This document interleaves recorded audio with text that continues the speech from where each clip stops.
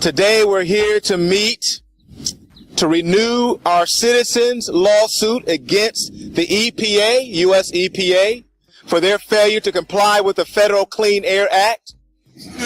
1 year ago, we actually stood right here in this same place to initiate a legal challenge against EPA Regional 4, and that's Atlanta, charging that North Carolina granted a permit to Duke Energy combustion turbine project in Hamlet, North Carolina, that was in violation of the Federal Clean Air Act and environmental justice laws.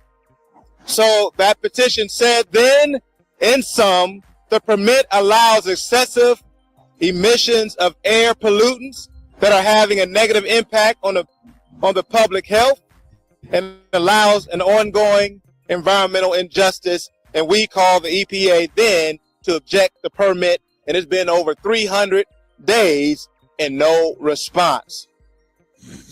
September the 17th was actually the day, it was our 1 year anniversary of filing that first legal challenge to the EPA on this permit. Over 300 days late,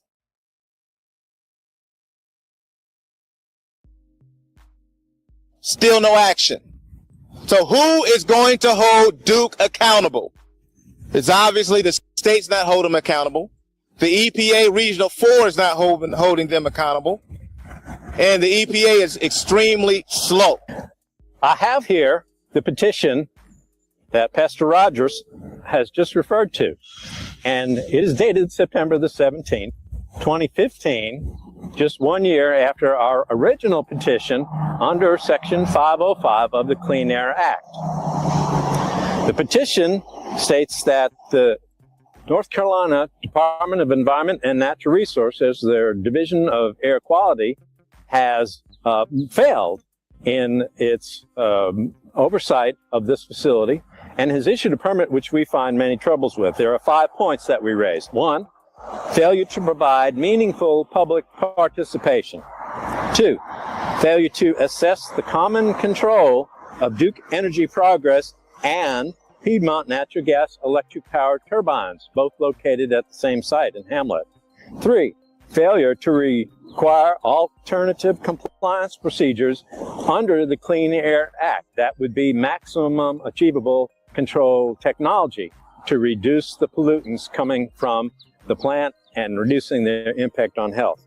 And finally, failure to address environmental justice issues. Lack of EPA response, 300 days, as Pastor Rogers has just pointed out. We submitted that document on September 2014, and over a year later, all we have gotten back is a pro forma or simply a courtesy letter saying, we got your letter, and we're too busy to deal with it. I think it is exactly what characterizes it. Failure to assess common control of Duke Energy Progress and Piedmont Natural Gas. There were several turbines which were removed from the power plant permit, which we dispute, and our petition goes into some length about that very subject. This is an illegal act. The failure to require alternative compliance procedures under the Clean Air Act. The combustion turbines operated by Duke Energy Progress emit enormous amounts of volatile organic compounds. They are powered by liquid fuel, mostly diesel, and more natural gas. Natural gas was supposed to be a cleaner fuel, but it's turned out to be not a cleaner fuel because many thousands of pounds of formaldehyde is emitted into the air every single day that plant operates. Also benzene, a known human carcinogen, in addition to nitrogen oxides and many other compounds which are have a negative effect on human health. There's a failure to address environmental justice issues. The core of environmental justice is that there should not be a disproportionate impact on any ethnic group.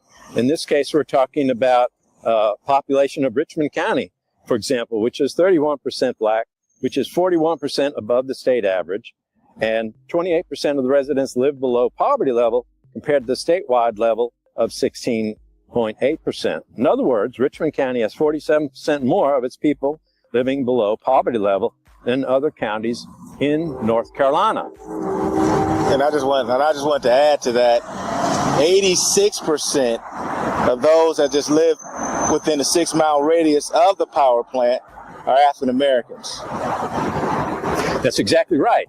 The closer you get to the plant, the more stark is the comparison. For example, in the town of Dobbin Heights, That's right. 83% of the residents are African American. 32% of the population is below the poverty line. According to the Richmond County Health Department, Richmond County ranks significantly higher than other counties in the region for a 5-year span from 2007 to 2011 for emergency department visits and hospital inpatient stays, primarily because of asthma. Asthma is directly related to air pollution. We believe, and we have requested from the EPA, that they reopen the Richmond County Combustion Turbine Facility Permit. This is within the power of the United States EPA. EPA is our backstop against a bad job done by the state of North Carolina. So one or the other has to do the right thing here. We also feel that the disproportionate impact should be corrected by a disproportionate amount of pollution control. That is, to make up for the disproportionate impact of the pollution on the community, there should be an extra level of pollution control, and that would be the maximum achievable control technology, which the state of North Carolina has failed to require, and now the EPA seems to be playing cat and mouse with us in terms of their failure to respond. We will not give up until the EPA responds, and we will be doing further things in the upcoming months. Eddie, my name is Deborah David. I'm the treasurer of the Concerned Citizens of Richmond County, a resident of Hamlet, and I want to speak a little bit on Duke Energy. Ever since Duke Energy shift to natural gas, the pollution has tripled in that county, and I've been living there all my life, and in the past several years, the pollution has got worse. I have an associate, Kim McCall, a member of the Concerned Citizen of Richmond County that live within a half a mile of Duke Energy plant. She's been having respiratory problems in the past year, more than I ever seen. I never known her to have any asthma or any kind of breathing problems until the past year from this pollution coming from Duke Energy. I believe, and she also believes, and other members of our group believe, that the health problems are coming from the pollution that Duke is producing out there in that area. And our group has tried for over a year to make sure Duke and the state is held accountable. But it's shameful that the EPA region has also dropped the ball. What I've seen out there, and I've seen it with my own eyes, I drove out there and I've seen smoke and I smelled the smoke. Of course, I went there this morning, but it looked like fog in some other areas. But when I went out there, it smelled like smoke. I went to go pick up the flyers. It smelled like smoke out there this morning, and I seen a long line of smoke going straight across and nothing on the outsides of it. We know that formaldehyde is one of the big toxins coming out of a natural gas-fired power plant. And so some of the testing we will initiate. Apparently, we're left to our own devices. EPA won't listen or is too busy to listen, and I think we're left to our own devices. And so, like we have done in other places, we will begin doing our own testing program. And so we hope to have results from that sometime in the next few months. We'll begin that program very soon. But the one thing about it in Richmond County, our asthma rate is so high, nobody's concerned about it. Everybody getting asthma, not even worried about it. Duke Energy is part of the problem. It seems like the EPA is ignoring us. But we are not going to stop. We're going to keep going, because the Concerned Citizen of Richmond County and all the surrounding county, we're not going to let Duke dump this on us like this. We're going to keep fighting.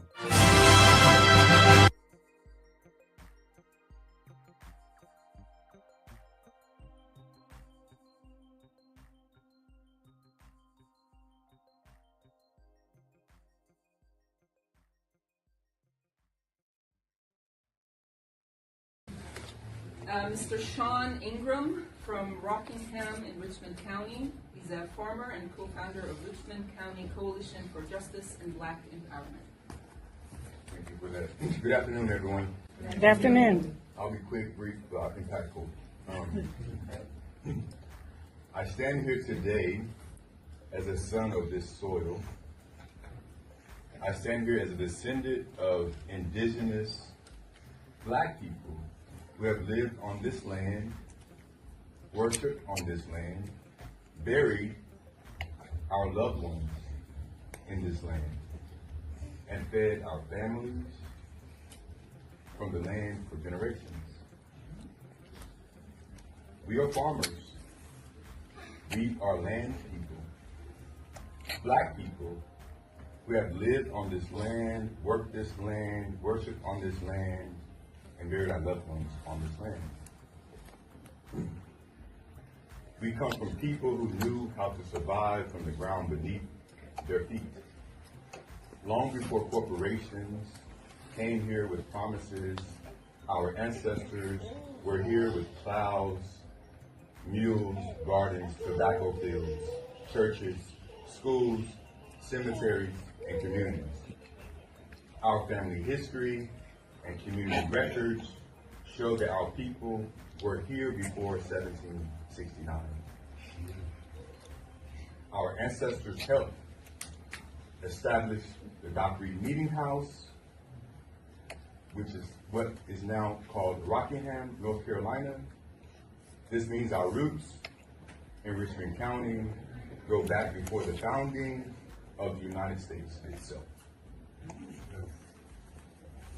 So when we speak today, we're not asking for permission to belong here. We are already belong here. But for generations, Black and indigenous people have been pulled off land through fraud, tax pressure, heirs property, manipulation, partition sales, intimidation, lack of legal protection, and other coercive tax. Land that our ancestors fought to keep was taken by piece, acre by acre, and generation by generation. And how, after all that land lost, after all the environmental racism, after all the pollution, the poisoned water, the old pipes, the dry wells, industrial dumping, and broken promises, Richmond County is being told that we need an Amazon data center.